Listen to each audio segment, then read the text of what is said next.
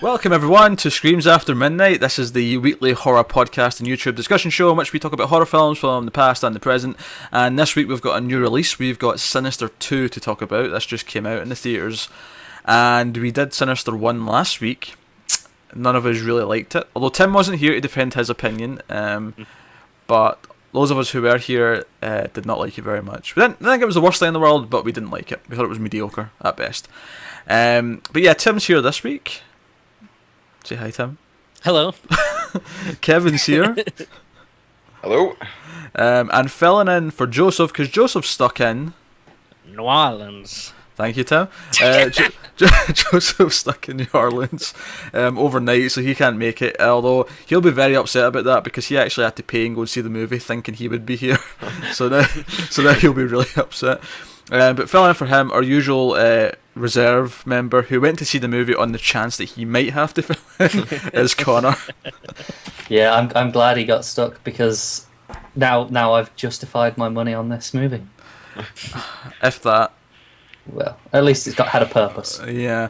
So we're going to talk about Sinister 2, and if our foreshadowing comments don't imply where we're going with this movie was terrible.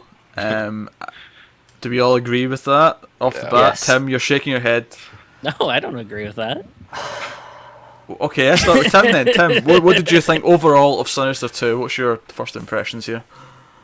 Well, I mean, obviously, it's not the best movie in the world. We're not talking about, like, high art or anything, but I thought it was fine. It was perfectly fine. No, it wasn't. Yeah, it was. What's so bad about it? Everything. Yeah, okay, let's start... Let's start with broad strokes then. Right. Obviously, Okay. before we go ahead, full spoilers as always on this show for the movie we're talking about, and probably Sinister 1 as well, just because it's a sequel and we're probably going to reference that at some point. So full spoilers. But yeah, so this movie takes more of a focus of the kids. Like we actually get to see what the kid who's been like groomed to be the killer by the end of the movie. Him seeing all these ghosts of the other kids that have done this in the past. And watching the snuff films, like none of the actual main characters are watching the snuff films. It's the kids that are seeing them because the ghosts are showing them to them in this one. So right off the bat, every single child actor in this movie is complete and utter terrible. Yeah. No, I wouldn't agree with that. I would. Yeah. The older brother I thought was bad, but the younger brother I didn't have a problem with. Not even just the brothers, the bloody demon children as well. The Yeah. guy, the main demon, bloody Mr. Rogers looking demon child was awful. What was so Watch bad another about him? film, Johnny. Watch another film. Yeah, he was quite bad. Kevin's worse, mind you, Oh, but how he do was you quite expect a demon to talk, though? It was also over the top and really, really shallow. Like the way all these kids were just like, watch this one. This one's mine. You have to watch another one and it'll make the bad dreams go away. What really confuses me though is why didn't they just do that in the first film? Why did the adult have to watch it in the first one and then it kind of seep through the family instead of let's just get the kids and force them to watch it? Well, I think the kid was watching it in the first one. You just didn't see it. yeah, That's what I assumed. I'll give it that. I do think that's kind of implied that in the first one the girl was still seeing them. Yeah, but not to the same. Like it didn't. It felt like in the first one to me, it felt like she was sneaking in to see what her dad was doing and like a morbid curiosity of the case that he works on. Whereas I didn't ever get the impression that she was being forced into watching it by other demon kids. Well, They probably got to take a break. They're like, oh, great, she's watching it on her own. We don't have to do anything. Well, I don't want to defend this because it's a piece of shit, but I will say that at the very least, I do think the way it expands on what was set up in the first, like, because there's that scene in the first movie where Ethan Hawke's walking about the house, and we see all the sort of kids running about that he can't see. Yeah. So it kind of takes that and expands on it, so I'll give it at least that. It takes what was set up in the first one and delves into it a bit more. It's all terrible, but it's at least doing that. But every scene in this movie where the demon kids show up and they're like, come and, watch this movie. And then we even see them in broad daylight, like both brothers see them and they're actually fighting over who gets to be picked. And I'm like, this just sucks the mystery, the horror, everything out of it. It just feels like a bunch of, I don't know. Brats. Yeah, brats. Yeah. You guys There are you go. never satisfied. If they didn't tell you anything, then you'd be all like, "Oh, they don't explain anything." Then they try to explain stuff, and you guys like, "They explain too much." Jesus No! Christ, give me a break. No one said they didn't explain enough last week. That wasn't the problems we had with the first one. The problem with the first one is that it was all useless build up to something that never really paid off. And the best part of the movie in the first one was the snuff films. And while they're still reasonably interesting here, knowing that it's a small kid who's committing all these crimes throughout the movie actually makes it really hard to swallow. Like, I'm watching the snuff film where the little kid is somehow tied up all the family upside down above water for alligators to come and get them, and I'm like, this little kid must be from Krypton because fuck me. He has ghost kids helping him. Right? I mean, maybe. Even that, it's still Yeah. like 6 kids. there you go. My prediction is that I'll be able to turn at least 2 of you guys by the end of the podcast. I think Yeah, to that's coming not around. happening. Good luck like with this that. movie. That's not That's happening. not gonna happen. The problem is knowing what's happening the whole film actually just it really shines a light on how absurd everything is. Because the It is entire a horror movie. So, you know, it's not a defense. it can be a little absurd.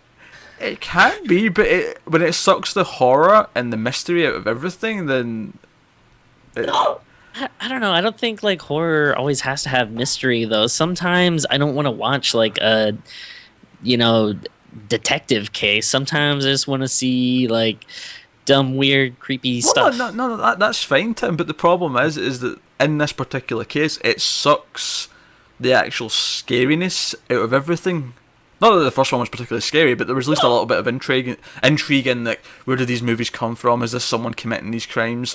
Which, I mean, we said last week that we were all kind of disappointed when it went supernatural, because we were all sort of Which I had a big problem with when I was listening to the episode. You guys, if given the choice to go supernatural, always go supernatural. What are you guys talking about? No. Sometimes, No.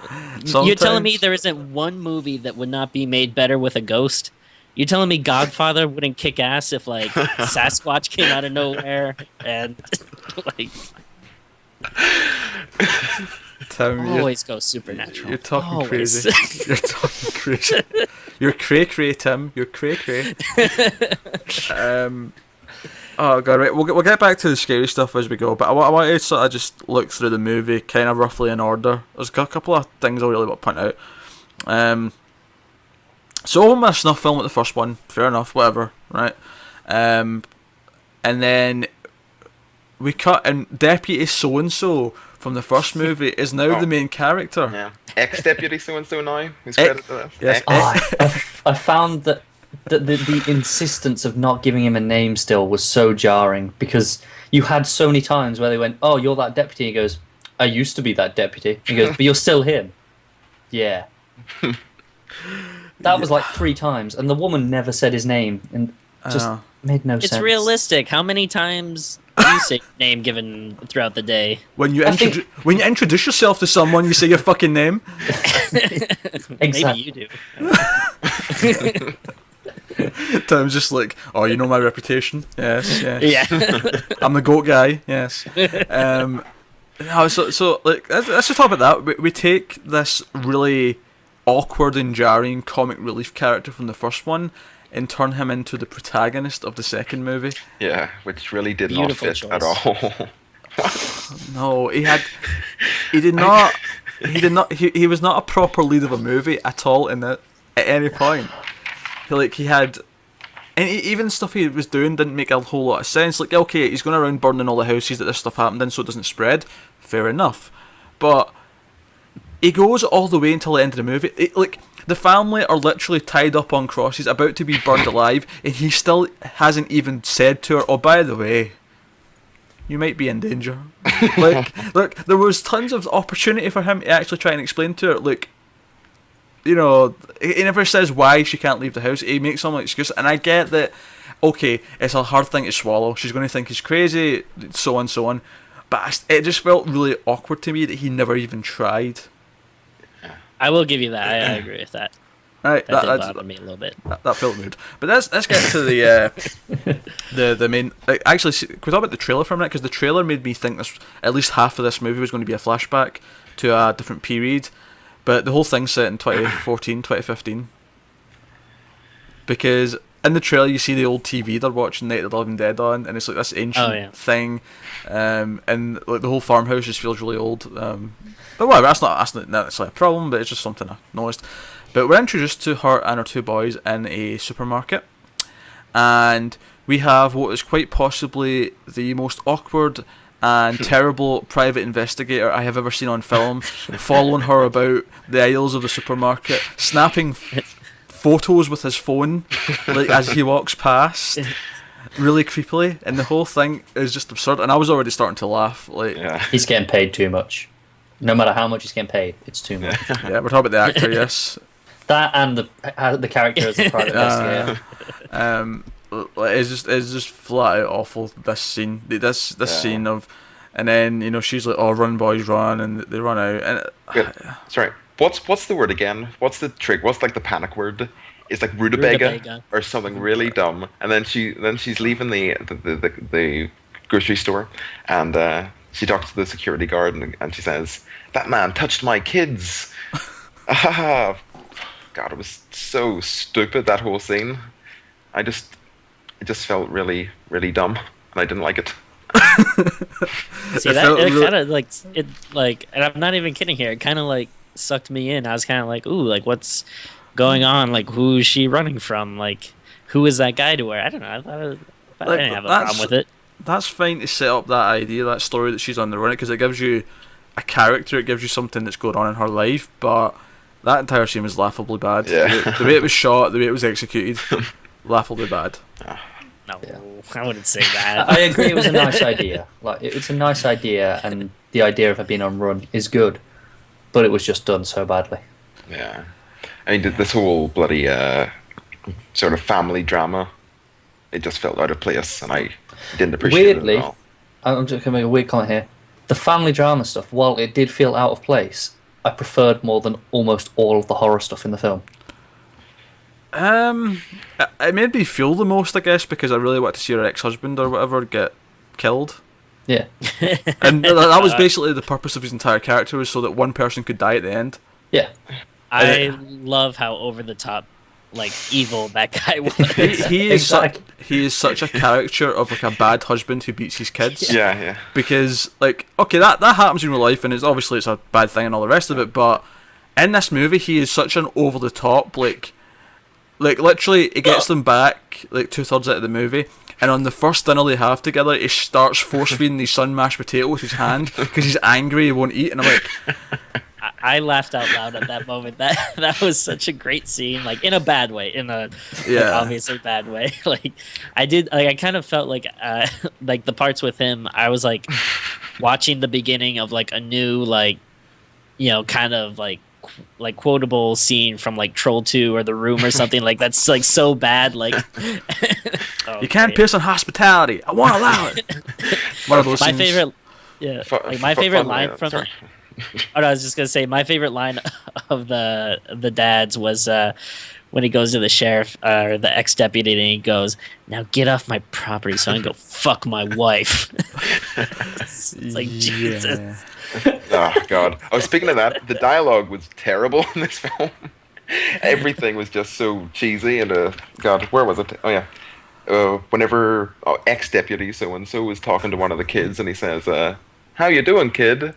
And I swear to God, the kid's response was, "I would be feeling better if people weren't murdered in the barn." I know how you feel. What?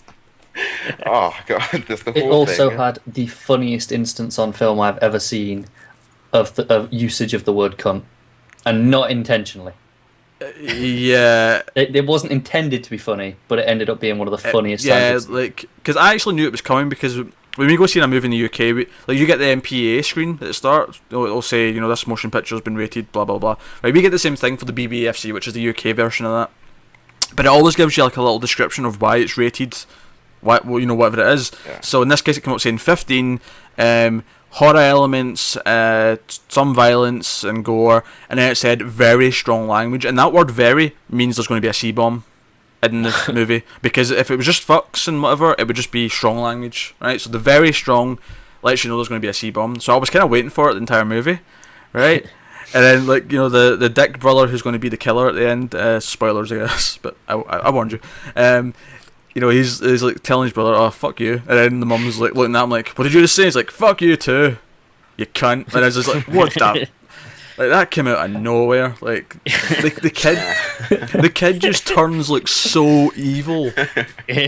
I feel like, you know, well, that escalated quickly means you could just put that on this film and that would sum it up. Yeah, that is exactly what it is. I suppose I have to give it credit in that you actually, like, if you said to me you were going to do a sequel to Sinister and you said the difference is that though at the end, instead of the kid just doing it and getting away with it and it happening off camera, I suppose he's gonna get hit by a truck. Well, yeah, but someone interrupts the killing and then, like, you know, it creates a new dynamic at the end because we actually get to see some of it, but there's also more to it because someone interrupts it. Unfortunately, the killer kid running about with the 8mm camera, like trying to like kill his parents with a sickle, while all the ghost kids are moving things around, is just like comically pretty bad. Like nothing in this movie is scary. Like there is no legitimate tension. I jumped a couple of times, but I didn't jump because anything on the screen was worthy of jumping. I jumped because they fucking cranked the audio up suddenly to 11 for no reason. Just to get a jump out of me. That was one of my biggest problems, the loud noise syndrome, which was a problem in the first one anyway. But on this one, it even affected the snuff films, which really pissed me off. Because in the first one, they had such obscure, creepy music, which was part of what made those snuff films really great. And in this one, the loud noise syndrome just took away all of the creepiness of them for me. Yeah, it was happening. That was the only time. Like, it happened right at the start, actually. Like, the opening scene has the kid waking up, and then like the demon version of him like sits up next to him, and it's just like, "Duh!" It's just a big sting. Yeah. And that's the entire movie. Everything's a big sting, and then they do the same fucking thing at the end, where Bagul's head pops in, loud sting, credits. That was awful. Yeah, same thing happened. Same thing that happened at the bloody end of the first one, which I despised. It was awful. I was like, they better not make the same mistake. They did. Yeah, except they made the same mistake after making a whole of the new ones throughout the entire film.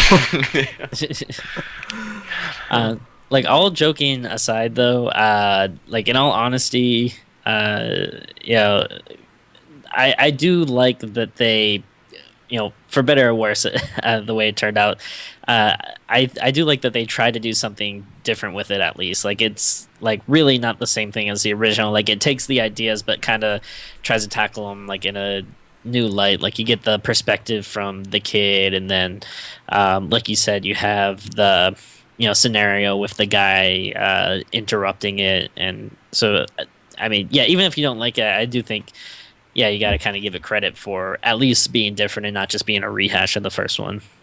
Yeah, I'll give it credit for that. Unfortunately, the script, the direction, the acting, and everything else is absolutely awful. Also, last week you said that you really liked Peter. He said that he really liked the character design of Bagul, and that's a good thing because you see him so much during this film. He's literally everywhere. Yeah, every 20 seconds. You can tell the makers of this one felt the same way because they overused them, and there was no tension or build to him appearing whatsoever. Yeah. He just popped out a yell boo every so often. It was. Well, so what's with it? Like the first one was, it was all he lived in images. Yeah. And then film was the natural evolution of that because it's still visual. Yeah. Why is it now any art? Like a fucking radio? What the fuck's going on there? I didn't mind that so much because that at least felt like it was, you know, an extension of that. But it didn't make any sense. Yeah. Like, filmed from images made sense because it was visual. But now it's just, sound can bring him through as well. That's a fair point. I don't necessarily have much of a problem with that, but I see why you're saying that. I have more of a problem with the fact that he's just out in the open a lot, like walking around and jumping out and yelling boo at people, essentially. Yeah. Also, I was thinking, Bagul looks like the love child of Alice Cooper and Voldemort. Yeah. I'll buy that. Yeah. I don't know. I think he looks like he's a member of Slipknot, personally. Yeah, like a Scandinavian. Pretty similar thing as what Kevin said, to be honest. Yeah. Yeah, and just to go back to the kids before we start sort of winding down, they are so awful, and it's like I said, it sucks any tension, any scariness, any mystery, anything out of this movie. Every time it cut to the kids, and he's going down into the basement, and they're showing the films, it just, every line of dialogue, everything about it, just sucked all the life out of the movie. This was a boring horror film which failed to elicit any sort of response. And the most positive thing I can really say about it is that at least the death in the church was kind of inventive. With the rats and the buckets and the...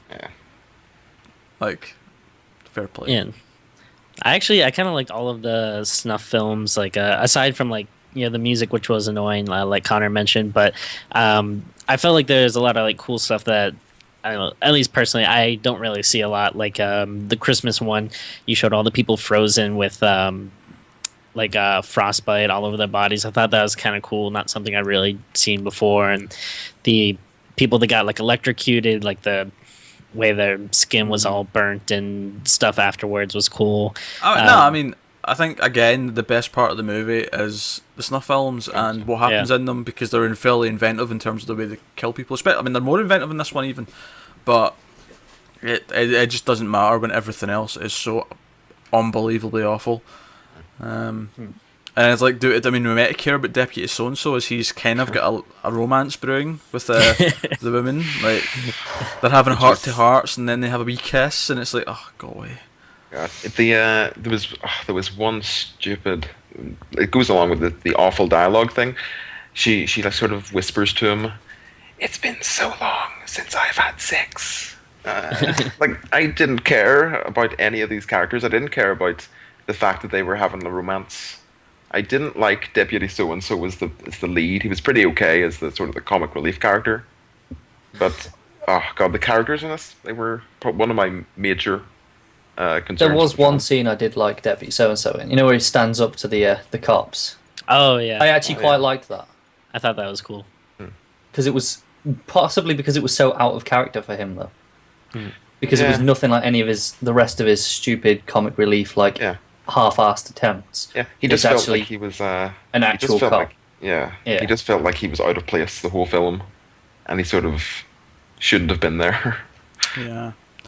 And also, some of the other stuff just felt like really, like, obviously Ethan Hawke couldn't be back because he was maybe dead from the end of the first one, but the guy he was calling, Kingpin from Daredevil, Vincent D'Onofrio, he was like the guy he called in the first one, and he's mentioned in this movie, but it's like, oh, he went missing. It's like, oh, because the actor's too busy shooting Daredevil and stuff to come back. That's what you mean? They even reference it with the new guy going, "Oh, you're the new professor." Yeah, that line bothered me. So on the nose. That line bothered me so much. It's like, oh yeah, you're here to replace him because we can't have him. Yeah. Great. All right. To be fair though, that's on you. You're taking like your outside knowledge of movies and TV and bringing that to the film. You can't blame the film for that. I can for that line. Yeah. For the line, yeah, but Tim, this movie is a piece of shit. I will legitimately say I think this is worse than The Gallows, which we reviewed about a month and a half ago. No.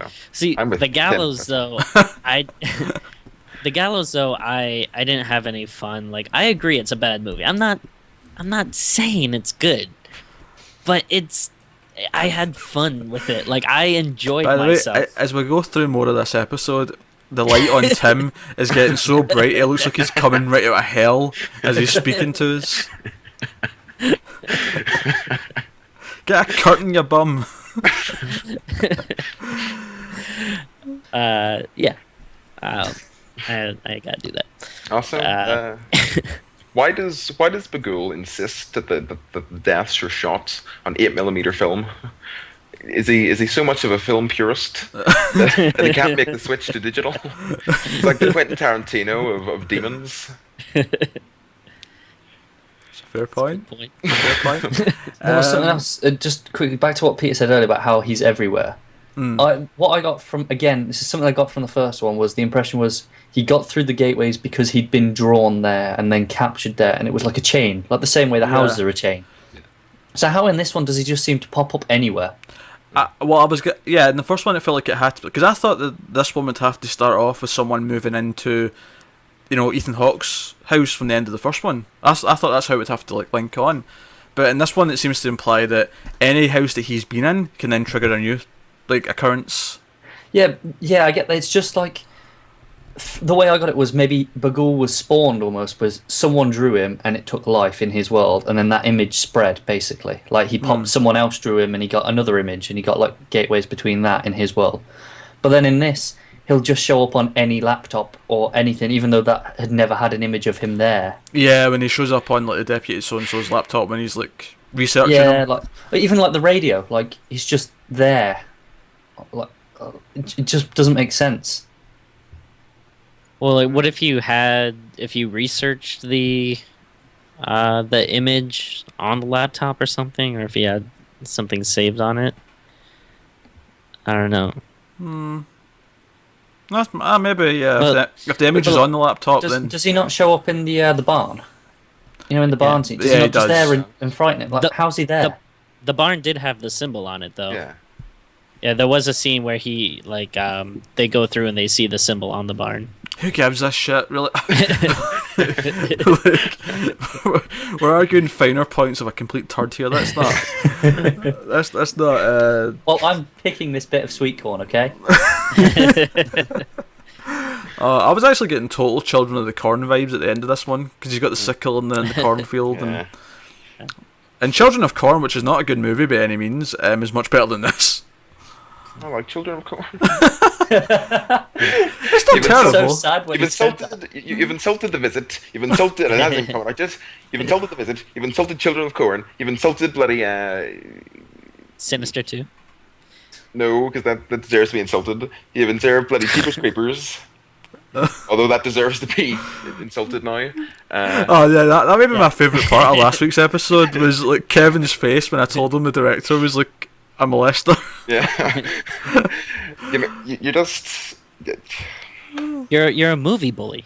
You're bullying these movies. Come on. That all they wanted to do was entertain you. Yeah. And you just want to drink the piss out of them. Now, don't get me wrong. Obviously, the Video Dead's a different kind of ball game because that's so bad it's good. Yeah. But I think this is, not counting that, I think this is the worst movie we've done on this show. No. Oh. I'd probably still say The Gallows for me. But, I mean, I can understand the argument for that, because that's terrible as well. I'm not going to argue, but I would say this is a bit worse than The Gallows. So there's something else we rated really low too, I think. Was there? Or I could be wrong, or maybe I'm just thinking of The Gallows. I don't know. There was Demonic Toys, which I don't think I liked much. But we generally enjoyed that, though. I think between all three of us. It was sort of fun. I remember actually thinking I liked The Video Dead more than Demonic Toys. Yeah, that was interesting. It's a good bad movie. Yeah. But alright, so let's anyone else got anything to say before we get to the ratings? Has anyone got one last point they want to bring up? The Ghost Father, Tim, he was talking about the ghosts instead of the Godfather. Oh yeah. It would be called the Ghost Father. Okay. So I did snuff films last week, so this week we'll do no, we're not doing that. We're not doing that. But when we start a porn podcast, then we can start using that rating system. No, let's do let's do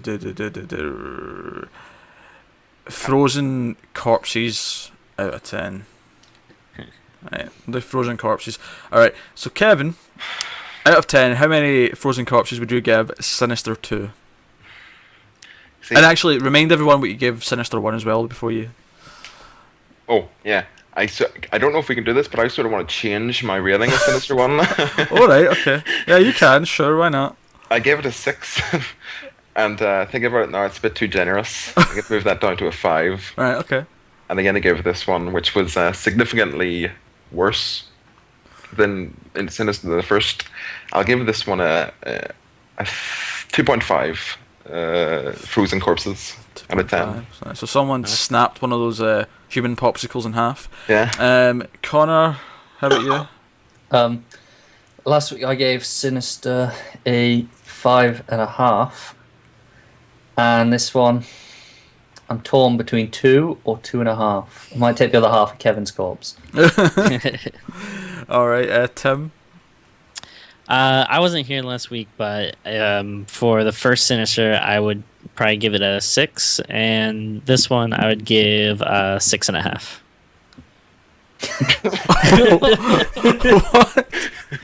What? Wrong way, Tim. I said that I agree it's not a good movie, but it's like so over the top and like bad at parts that I actually liked it and had a lot of fun with it. And can we just end now? Yeah, we're done.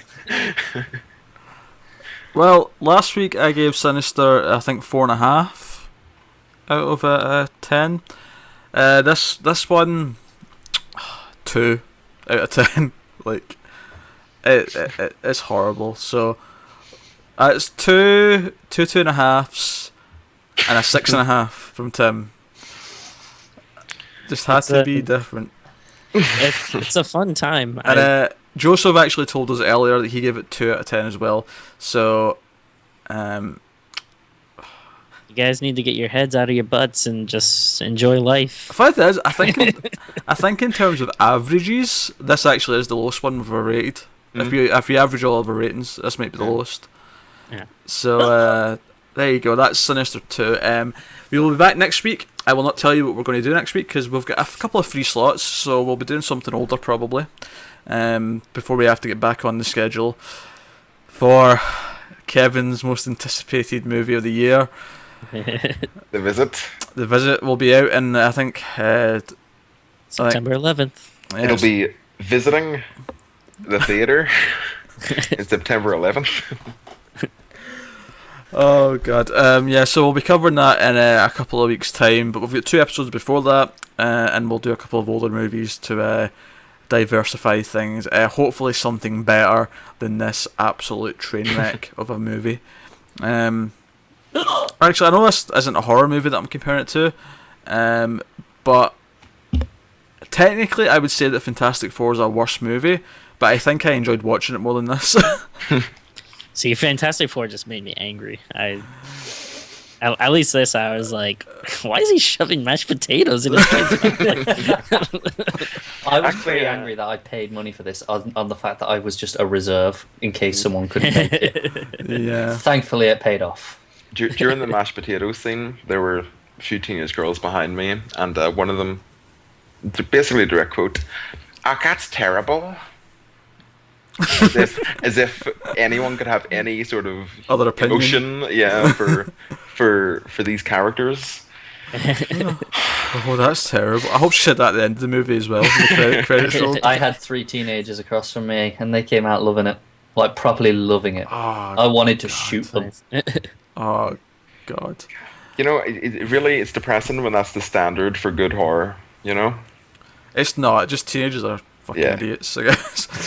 Unless you're a teenager who listens to the show, in which case you have excellent taste. And hopefully you are on the same level as us in terms of our opinions here. But Just not Tim. Just not Tim. However, do let us know in the comments on YouTube what you thought of the movie. You know, chime in with your thoughts. Hashtag Team Tin or Team everyone else. Team Normal. It's Team the World and Team Tim. Right, there you go. It's just you and me, Sinister 2 against the world. I'm cool with that. It really is. There's actually a few 4-star ratings on Letterboxd to this film. I don't understand why. There's always some idiot who wants to be opposite to everyone else. Yeah. Some goat-loving menace who just has terrible taste. But I will say I'm good with Sinister 3. We don't need a Sinister. Let's just get out this. So I will say that. We do not need a Sinister 3. I will echo those sentiments. But okay, so let's wrap this up then, guys. So we'll be back next week with something else, and we'll have a couple of weeks of classics or whatever, and then we'll be back with the visit, in a few weeks' time. So thanks for watching or listening. Do leave your comments in the YouTube sort of comment section. But while you're watching it there or listening on iTunes or even Stitcher, we're on there too. Give us a thumbs up or a rating, 5 stars, all that kind of stuff. It helps us out a lot. But if you want to find the rest of us on the interwebs, Kevin, where can people find you? People can find me at Twitter at MomoGuy123, Letterboxd123. At Letterboxd at MomoGuy123, and that's it. Cool. Connor? You can find me on Twitter and Letterboxd at ConnorRyan94. You can find me hosting the 1080-bit gaming podcast here on the Mob Buzz Network, and also, if you want to check out some reviews of some books, and I'll be featuring some horror books soon, you can find my Tumblr at I Read Occasionally. And Tim, where can people find you? Pretty much any social media thing at Tim Vargulish. I'm also on some of the other podcasts on the network from time to time. And every week I'm on Hellraisers, the Hellblazer podcast. And if you want to check out my comic book stuff, check out facebook.com/GoatmanComics. There you go. And you can find me on Twitter and Tumblr and Letterboxd and Instagram, all at Wibble89.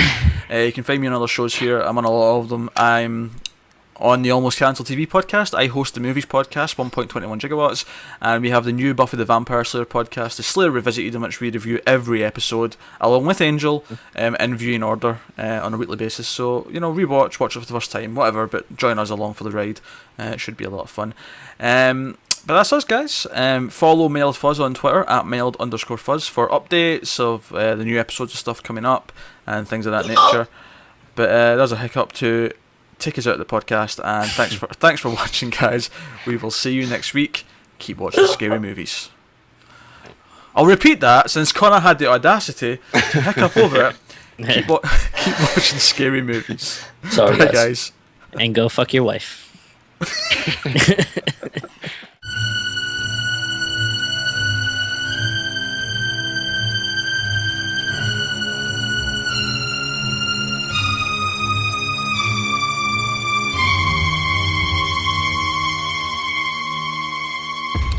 Peter will be glad to know that the strawberries are finished. Oh, good.